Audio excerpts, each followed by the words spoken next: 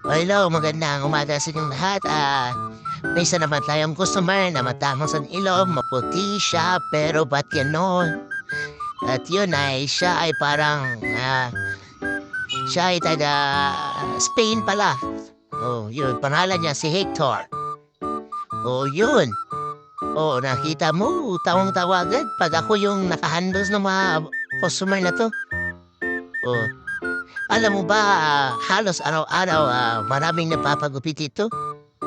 Oo, grabe hindi na nauubusan ang speed barber ng mga foreigner.